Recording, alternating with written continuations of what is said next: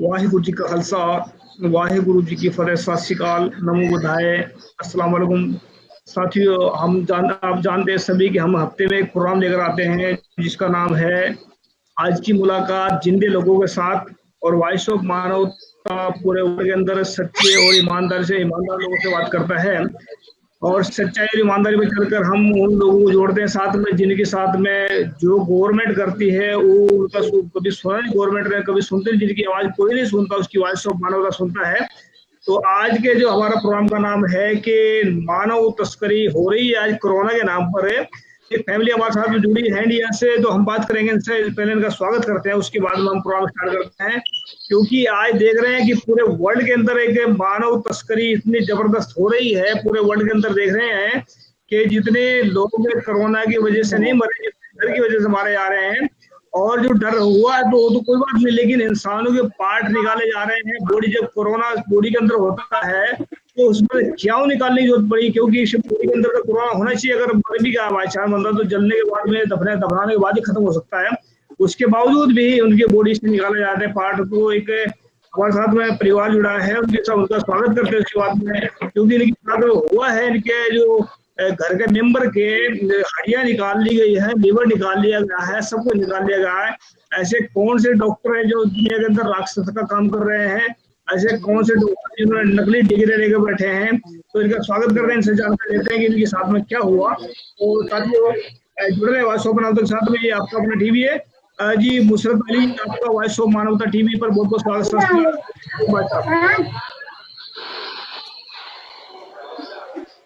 मुशरत अली जी, आपका स्वागत हमारे टीवी पर। मौसला जी, आपका हमारे वॉइस ऑफ मानवता टीवी चैनल पर बहुत बहुत स्वागत। सत श्री अकाल, अस्सलाम वालेकुम जी। शुक्रिया आपका, मुझे हाजिर किया। तो मैं अपना पति की माजरा बताना चाहती हूँ बस आपको। हाँ, स्वागत, बहुत बहुत सत श्री अकाल, अस्सलाम वालेकुम जी। अच्छा जी। मेरा सबसे पहला सवाल मुशरत अली जी से है। मुशरत अली जी, एक बात बताएं, जो कोरोना की जो आड़ में जो चल रहा है सारा, ये आपका जो फैमिली का जो मेंबर गया है, इसके बारे में बताएं थोड़ा। उसको उनके बारे में उन्होंने क्या क्या बयान दिए थे जिसमें हॉस्पिटल में गए थे? उससे पहले कुछ उन्होंने कहा था क्या? इसके बारे में बताया जरूर जी। आपकी आवाज नहीं आ रही भाई साहब, आवाज, इसको तार को निकाल दीजिए, आवाज नहीं आ रही बिल्कुल भी। घोषणा जी, आप बताएं थोड़ा इसके बारे में कि आपके पति के बारे में, जो आपका पति को इन हरामखोरों ने हड्डियां निकाल ली है, मार दिया है, मर्डर कर दिया है, तो उसके बारे में बताएं। उनसे मतलब हॉस्पिटल जाने से पहले उन्हें आपसे क्या क्या बात हुई है और किस हालात में थे उस वक्त में जी? मेरे पति मतलब मेरे आदमी को अच्छे खासे थे, काम करके 2 तारीख को आए तो अच्छे खासे थे। अचानक उनकी थोड़ी सी हाँफी और दिल में दर्द हुआ उनके हल्का सा। कहते मेरी तबीयत ठीक नहीं है, तो मैंने काम का नहीं जान दिया उनको। तो मैंने कहा 3 तारीख से जरा तबीयत सही नहीं है, तो हमने की डॉक्टर को दिखा लो। है तो यहाँ पे जो डॉक्टर है तो उनको दिखाने गए हैं, तो उनने दवा दी कि आप दवा ले जाइए। मैं नहीं गई, मेरा बच्चा आ गया तो लेके दवा आए तो उन्हें आराम नहीं मिला। सुबह हो के मैं गई कि मेरे आदमी को क्यों आराम नहीं मिल रहा, तो कहने लगी आज दवा बदल रहे हैं, इससे आराम मिला नहीं। और डॉक्टर साहब कोई बात तो नहीं है? कहते हाँ, उनके हाथ में प्रॉब्लम आ रही है। तो मेरे कलेजे में धक्का पहुंचा तो हाथ से कहते कहते हमसे चेकअप जल्दी करवाइए। तो मैंने तैयारी करी, हमने की ऐसी सी बात है। तो कहते हम काम को ज्यादा नहीं, काम का नहीं जान दे रहे, हम चेकअप के लिए गाड़ी चलो। तो मैंने गाड़ी करी, मैं गई राघवन अस्पताल में, हॉस्पिटल है जो, तो उनने इनको भर्ती कर लिया। हमने सर हमें चेकअप कराना है और कोई बात नहीं है। कहते अच्छा आईसीयू में भर्ती कर लेंगे हम। तो हमने आईसीयू में निकालो तो चेकअप तो करो। कहते हाँ कर दिया। उन्हें जल्दी से ट्रीटमेंट चालू हो गया। और दर्द था थोड़ा उनका, हमने आईसीयू में भर्ती कर दिया।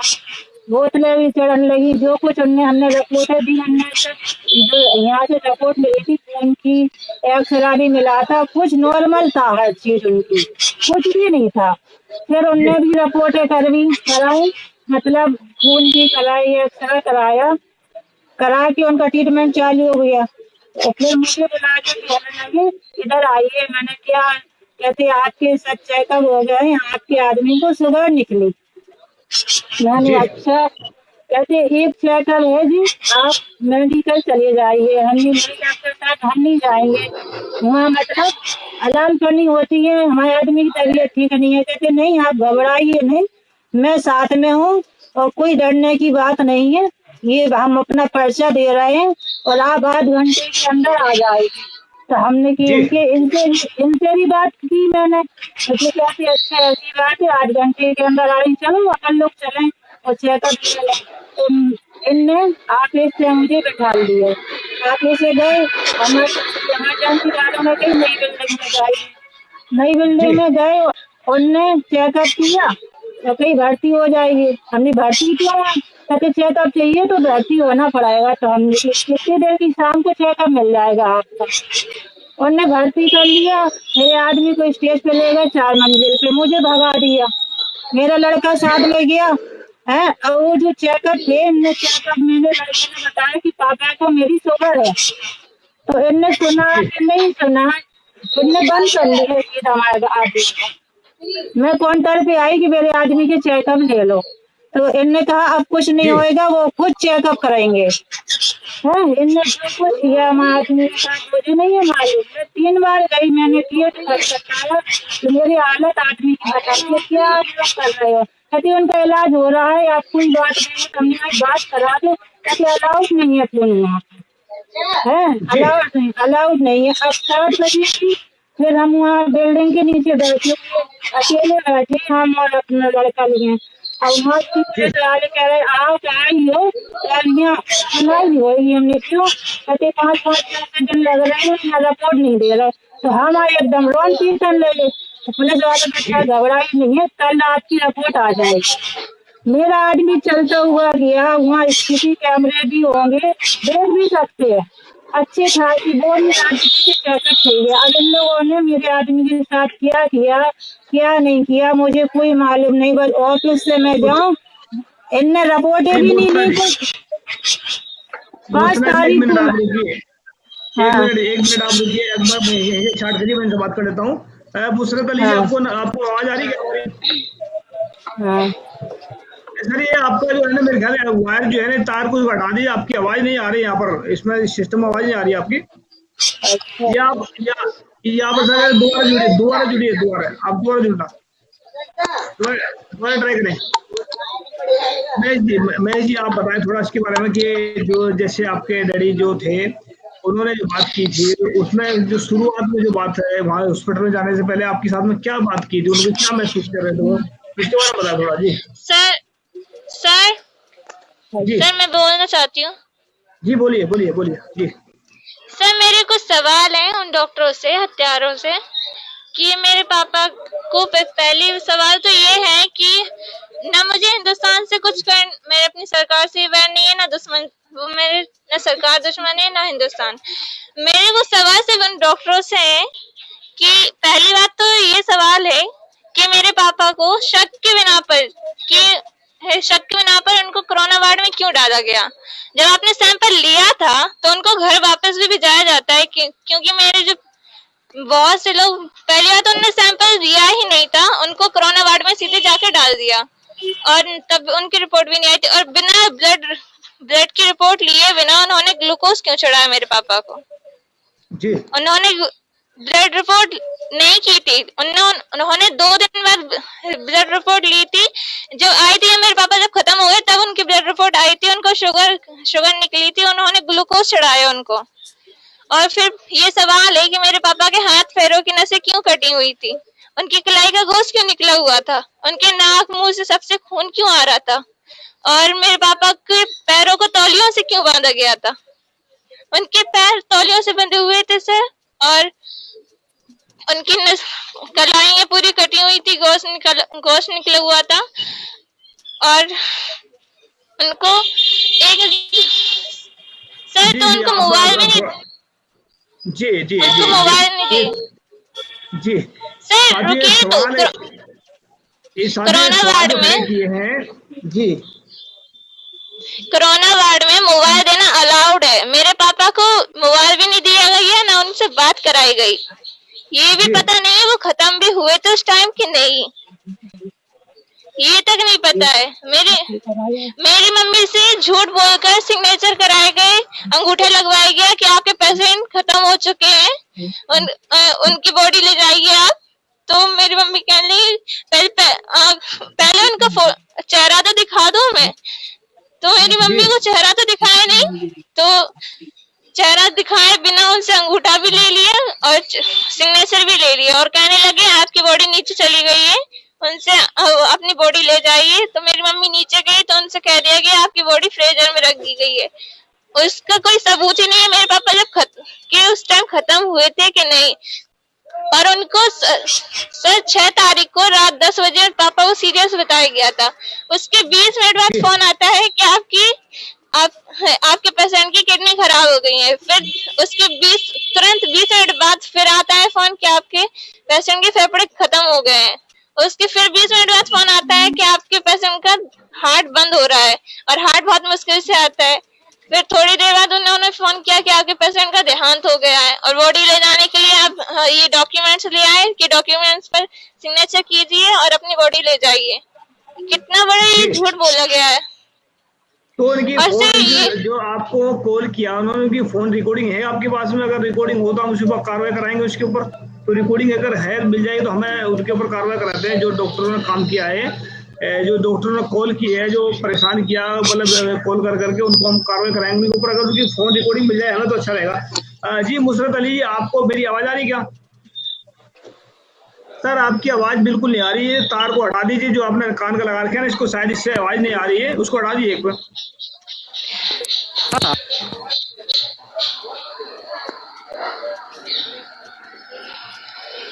जो आपने एयर वायर लगा रखे इसको हटा दीजिए, आपकी आवाज साफ नहीं आ रही है। हेलो जी बोलिए। हाँ बोलिए। हाँ जी, मैं आपसे जानना चाहता हूँ, अभी आवाज आ रही है आपकी बिल्कुल।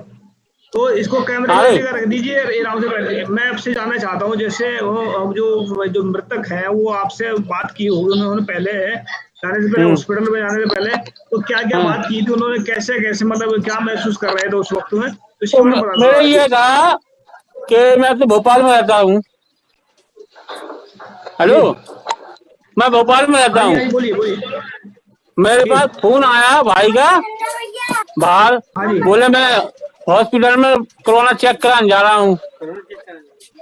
तो मैंने ये कहा कि नहीं भाई तुम्हें कुछ है नहीं है। तो बोले मुझे कोई दिक्कत नहीं है, लेकिन अभी हाल आते हैं, करा के चेक अभी आते हैं। फिर इसके बाद में फिर वहां पे हाल खबर मिल गई कि वो भाई खत्म हो गए। अच्छा, घर वालों किसी को मट्टी नहीं दी गई इनकी। जी। फिर इसके बाद जब हम यहाँ भोपाल से पहुंचे, वहाँ 1 बजे से चक्कर लगाए हमने वहाँ पे। तो उनके अधिकारियों के नंबर लिखे हुए थे वहाँ बोर्ड पे, उनके बड़े बड़े नंबर लगाए मैंने। तब बड़े मुश्किल से फोर्स लगाकर मुझे मट्टी दी गई। दूसरी बात, अगर मट्टी दी गई तो उनको ये बताइए, अगर कोरोना था तो किसी को साथ भेजना चाहिए था। किसी को साथ भेजना चाहिए था, उनने किसी को साथ नहीं भेजा। केवल मैं अकेले ही वहाँ पे गाड़ी में डाला, बॉडी उठा के फ्रीजर में से, और फ्रीजर उसके बाद घर लेके आए, समझे? तो अगर उनको कोरोना था तो आपने बॉडी अकेले कैसे दे दी मुझे, बताइए आप। बिल्कुल से ये क्वेश्चन उठा है। और साथियों, हम सभी हम बताना चाहते हैं कि कोरोना का जो चल रहा है सारा सिस्टम ये फेक है, 90% जो गलत चल रहा है, और इसके पीछे मानव तस्करी चल रही है। देखा आपने, भाई साहब ने बोला है कि उनको बॉडी ऐसे दे दी उन्होंने, जबकि कोरोना के मरीज का हाथ में लगाने देते लोग, तो उनको कोरोना नहीं था। इसका मतलब ये था कि उनकी हाड़ियां निकाली गई। उन्होंने हरामखोरों ने, डॉक्टर भी इतने हरामखोर हो रहे हैं भाई, बॉडी के साथ पूरे अधिकारी आते हैं और 2 लोग उनके साथ में आते हैं अपनाने के लिए, सब मालूम। तो मैंने कोई नहीं आया मेरे साथ, मैं रात को 11 बजे मट्टी अकेले लेके आया हूँ। जी, तो गलती है कि नहीं? अपनी बात को जारी रखें, जहाँ पर आपने छोड़ी थी बात उसको स्टार्ट करें वहां से। जी मौसना जी। मैं इतना बोलना चाहती हूँ, आप सर मेरी सुनवाई करिए। मैंने सबसे दरखास्त की मुख्यमंत्री, CM जी से, सबसे तो मेरी सुनाई के मेरे आदमी कत्ल कराए। लोगों ने कहते आपको इंसाफ मिलेगा, आप क्वारंटीन हो जाओ। कैसे क्वारंटीन हो जाओ? तो इंसाफ के लिए खड़ी नहीं गई। मुझे एक आदमी से मिलने भी नहीं दिया इन लोगों ने। जहाँ लाउड फोन करा कि फोन से भी पानी तक डालने को तक महसूस नहीं हुआ कि हमारे लड़के के नाम से कोई से मिला है इन लोगों ने। और जो राघवेंद्र ने मिले हुए हैं, इनने मुझे पर्चा दिया है। तो जिन लोग मिले हुए हैं जिस डॉक्टर से, वो जो ने हमसे रात को जब रिपोर्ट आ गई 2 बजे तक, तो कहने लगे कि रिपोर्ट आई है, तो हमने कोरोना की रिपोर्ट आ गई है। तो अब यहाँ पे सब लोग पकड़ा दकड़ी होने लगी। तो 10 बजे रात को हम अकेले थे। कहने लगे आपका आदमी सीरियस है।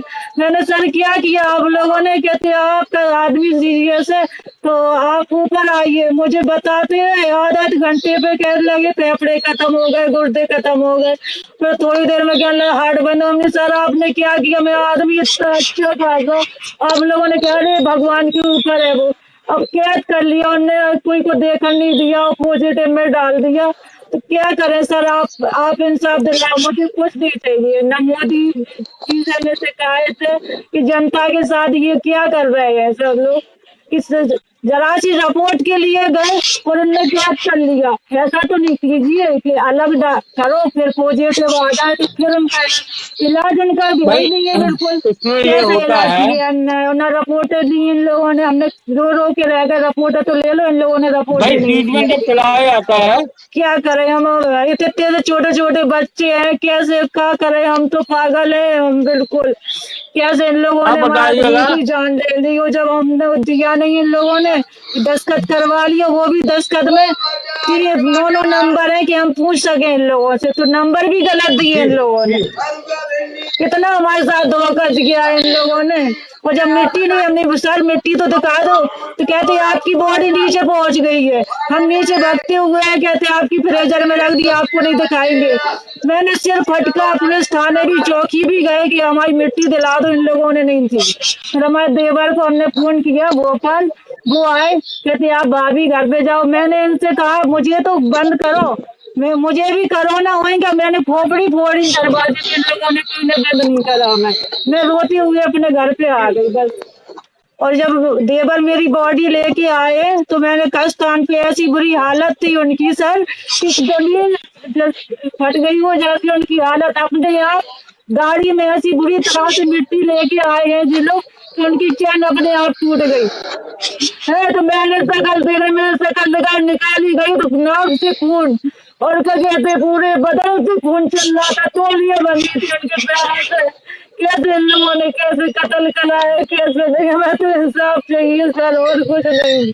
छोटे छोटे बच्चे बर्बाद हो गए। कैसा हमारा घर खुशियों से भरा था हर चीज से। जिस दिन जा रहे थे उस दिन सबका एक काम लगवाया, 2 जगह का चेकअप के लिए। राग मैंने 2 लोग करिए सर, इन लोगों को सजा दिलवाइए, बस हम कुछ नहीं चाहते। कैसे हम बच्चे पालेंगे, क्या करेंगे? आप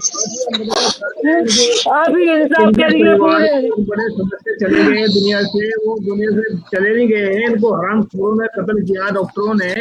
तो इनके जो मानवता हमेशा जिनके पास में कुछ सहारा नहीं है उसका सहारा बनता है। तो हम साथ में इसको हमें पूरी इंक्वायरी कराएंगे और डॉक्टर को जेल कराएंगे जिन दोस्तों। नहीं सर, इतनी उनकी तबीयत ही खराब नहीं थी कि मैं अपने घर वालों को ले जा सकती हूँ कि सब कुछ चलते है कि सबके। मैं अपने आदमी को लेके गई अकेले चेकअप के लिए गई, इन लोगों ने केस कर लिया। बहुत बुरी तरह से इन लोगों ने मारा है सर, बहुत बुरी तरह से इन लोगों ने। क्या करें हम? क्या रात दिन नींद नहीं आ रही है, उनका चेहरा नहीं भूल लिया हमारे दिमाग से। और मुख्यमंत्री और सबने हमसे हम फूल लगा रहे इसलिए हम इंसाफ दिलाओ तो स्विच ऑफ करे हैं जी लोग। वो जब घर से गई नहीं कोरोना के लिए तो मुझे सबने दिलासा दी कि जाइए अपने बच्चे संभालिए, आपको इंसाफ मिलेगा। और बाद में लगा रहे हैं तो स्विच ऑफ कर रहे हैं। दिया हमको लेटर, किसी ने साथ नहीं दिया मुझे कि मेरे बच्चे भूखे लेटे। क्या किया क्या नहीं किया, इन लोगों ने मुझे कोई सहारा नहीं दिया। इसमें वाइस तो मानवता पूरी जड़ जाएगा इसकी, और वकीलों की लगाएंगे जिन डॉक्टरों ने इसमें किया है तो उनको जेल कराएंगे। तो इसका वाइस हाँ। नहीं, जेल होना चाहिए सर, जेल होना चाहिए उनको इतनी बुरी बात है उनका। वो क्या कहते हैं, उनको सर्टिफिकेट मिलता है, वो कैसे लिया जाए कि उनको अकल आए, कि बीवी बच्चों को अकल आए कि आज किसकी साथ कैसा हुआ है। हम जो इंसाफ चाहते हैं ये बस। पूरी मेरी डिटेल, मेरे आदमी कैसे जो लोग ले गए हैं, कैसे नहीं, क्या किया इन लोगों ने, मुझे पूरा चेकअप चाहिए मुझे। मेरे फाइल चाहिए, कोई दरखास्त है बस, और किसी कोई रिपोर्ट भी नहीं दी इन लोगों ने। भाई जब आधार दस्तखत कराए जाते हैं तो रिपोर्ट दी जाती है, कोई रिपोर्ट नहीं दी गई।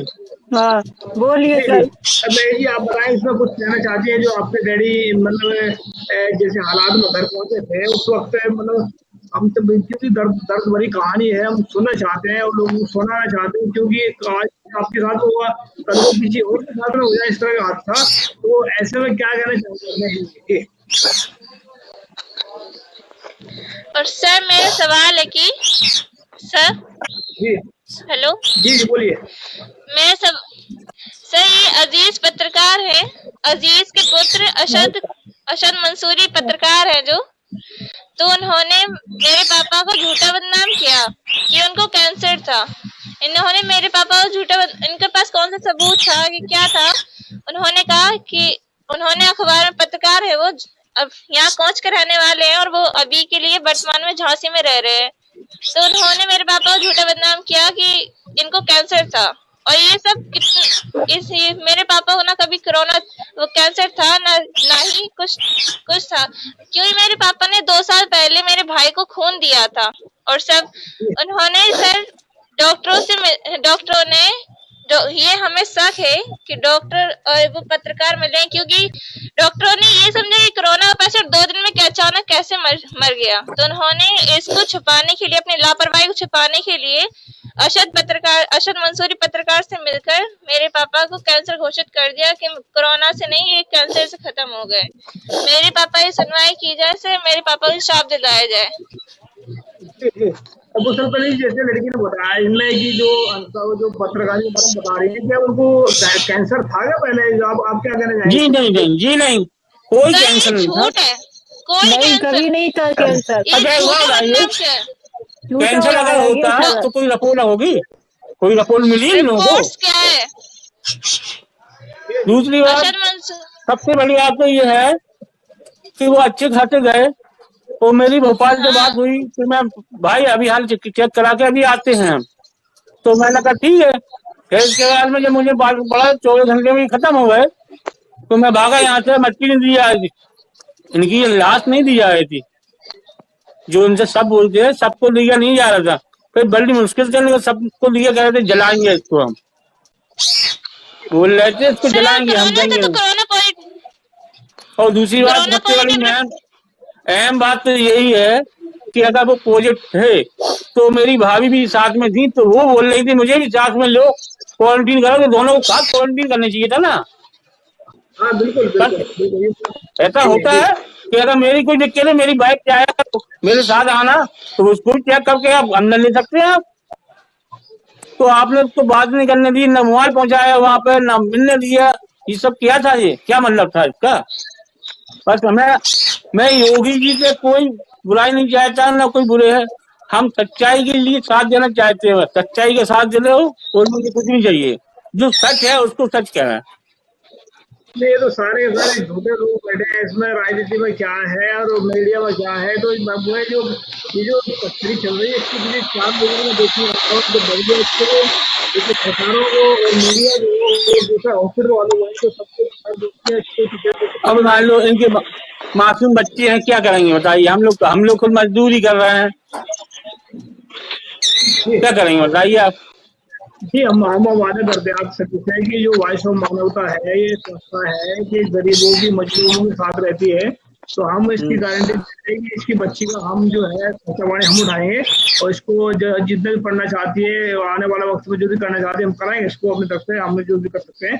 तो एक घबराए ना किसी प्रकार के भी। दूसरी बात जो है, ये डॉक्टरों को हम सबसे पहले इनका इलाज कराएंगे, डॉक्टरों का जिन्होंने जो कत्ल किया इनका, तो इसका इलाज कराएंगे पहले उनका।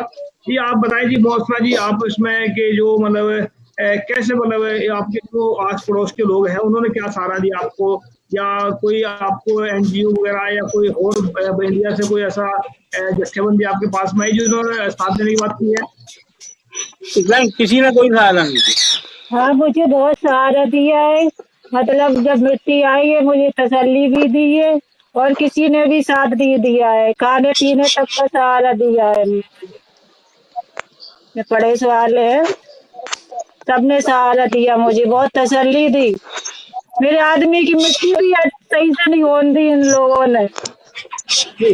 हाँ, कितना हाँ कैसे इन लोगों ने क्या किया हमारे साथ। मुझे इंसाफ चाहिए, माँ बहनों से सभी से शिकायत है, बड़े भाई छोटे भाइयों से कि मेरी सुनवाई करिए सरकार से कि मोदी जी ने कैसा इन लोगों को बिठाला है कि घर बर्बाद कर दें जो लोग डॉक्टर है। इन लोगों की लाइसेंस खिंचाए बिल्कुल से कि घर बर्बाद, जब इलाज के लिए जरिया नहीं है आप लोग क्या नहीं करिए।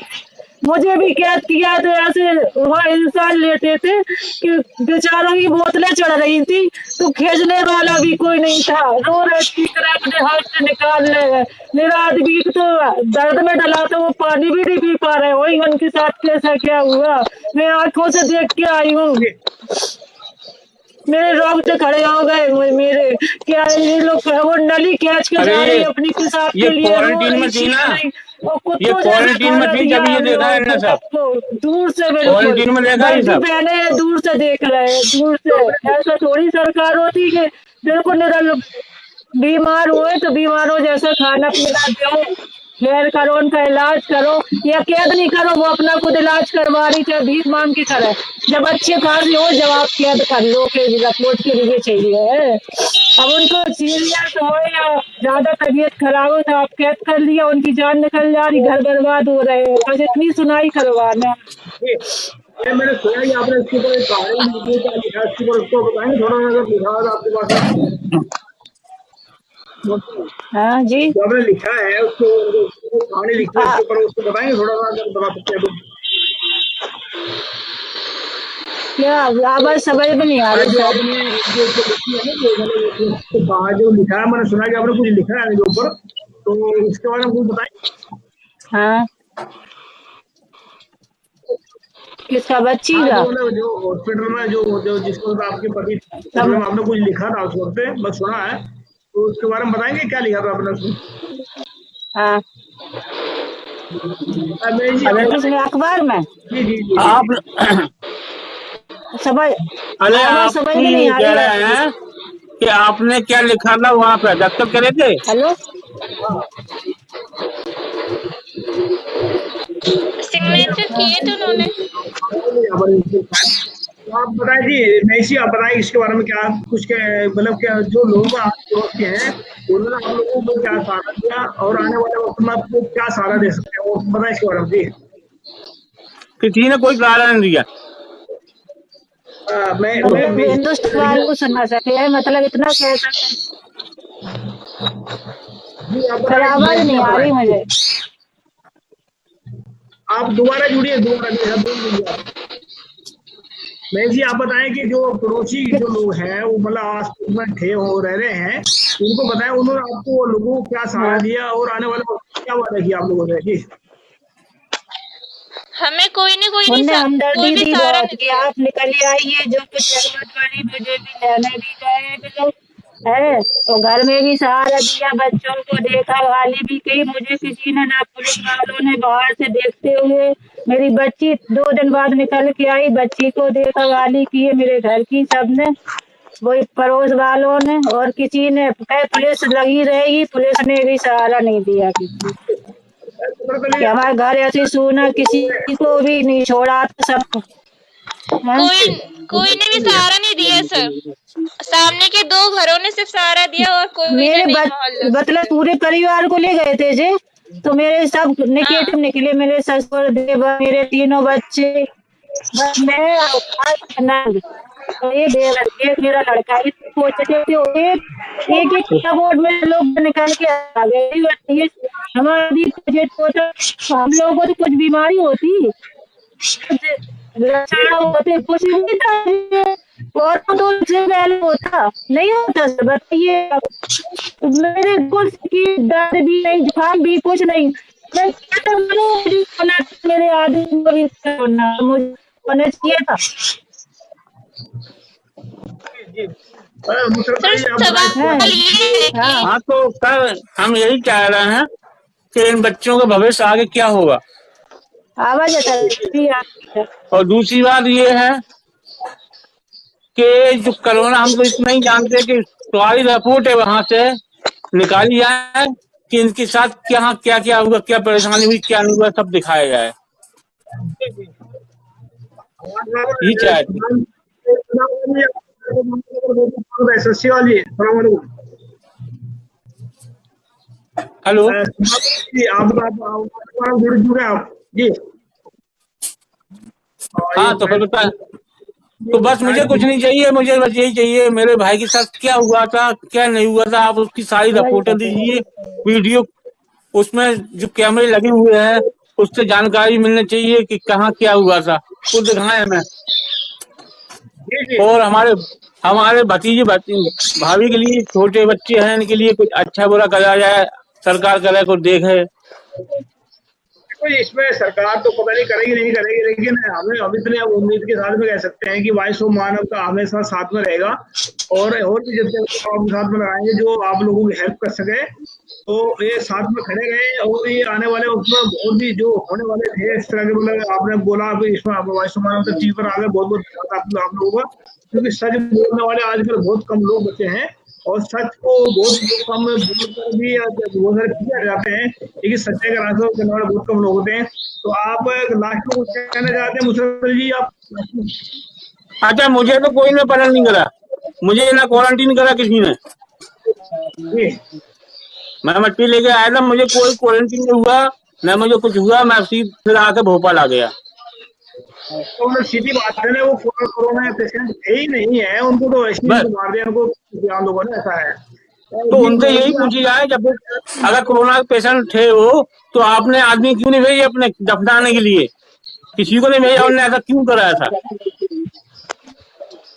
या तो मुझे कहेंगे, या तो मुझे बोल रहे हैं कोरोना था इनको, ये कोरोना नहीं था, अगर कोरोना था तो तुमने ऐसे मट्टी क्यों दी गई, वो कोरोना नहीं था तो फिर ऐसा क्यों गया, दोनों तरह से फंसाएंगे वो तो। दूसरा जी आप लास्ट में कुछ कहना चाहती है, बताएं जी, कुछ अपील करना चाहती है लोगों से? और सर मुझे और कुछ नहीं कहना कि मेरे आदमी को इंसाफ चाहिए, डॉक्टरों को सजा होने चाहिए बस। मोदी जी से भी शिकायत है और सीएम जी सबसे। हाँ, तभी आप लोग सुनाई करिए, पूरे जनता करे कि ऐसी सजा मिलनी चाहिए। सर हेलो जी बोलिए। ये सवाल है कि नेट पर ये डली है कि खबर कि झांसी में एक पेशेंट गया था, मेरे पापा ही थे, उनकी मृत्यु के बाद कोरोना सैंपल लिया गया और मेरा मोहल्ला 6 तारीख को ही सील हो गया था। पापा को दोपहर के 2:15 बजे कोरोना घोषित कर दिया गया था और नेट पर दिखाया जा रहा है कि मृत्यु के बाद उनकी सैंपलिंग ली गई है। तो ये सब क्यों किए? 6 तारीख को, 7 को खत्म हुए थे मेरे पापा, 7 को मौत के बाद उनका सैंपल लिया गया, तो हमारा मोहल्ला 6 तारीख को ही सील हो गया, मेरे पापा को 6 तारीख को ही कोरोना घोषित कर दिया गया। ये क्यों किया गया? बताइए। ये सवाल चाहिए। अगर मेरे पापा के ट्रीटमेंट्स किए गए हैं तो हमें उसकी रिपोर्ट्स चाहिए और सीसीटीवी कैमरे चाहिए कि आपने ये कट क्यों लगाए जा रहे हैं, ये ऑपरेशन थिएटर में क्यों ले गए हैं, क्या करा गया है, ये सब चाहिए हमें। ये सवाल है हमारे। हमें उठाए हैं मीडिया के जरिए, आपने रख दिए सवाल ही है, आने वाले वक्तों के द्वारा सामने, और जो वकील हैं इनको जो सजा कराएंगे, जो शैतान डॉक्टर बैठे हैं इनको हम जेल तक पहुंचाएंगे। ये तो मानव का आप वादा है, तो आपने हम अपने की गान सुनाने के लिए आप कैसे बोलिए आपको। और इन्होंने अपनी लापरवाही छुपाने के लिए वो पत्रकार के जरिए उन्हें कैंसर घोषित कर दिया। कैंसर से खत्म हुआ है, कोरोना से नहीं हुआ। अगर ये करा उन्होंने अपनी लापरवाही की, कोरोना के पेशेंट होते हमारे पापा, तो 2 दिन में कैसे खत्म हो गए? ये भी तो सवाल है। कोरोना के हम मेरी मम्मी पॉजिटिव निकली थी, मेरी मम्मी तो नहीं हुई खत्म, मेरे पापा पॉजिटिव निकले थे, क्या वो कभी सही नहीं होते? बहुत से लोग निकल रहे हैं वो सही कैसे हो जा रहे हैं? मेरे पापा भी सही हो जाते हैं इससे, तो खत्म कैसे हो गए? बहुत सारे सवाल उठ रहे हैं साथियों, हम बताना अगर चाहते मेरे पापा हैं। हाँ सर बोलिए। नहीं कोई लाए और सवाल बता सकते हैं आप?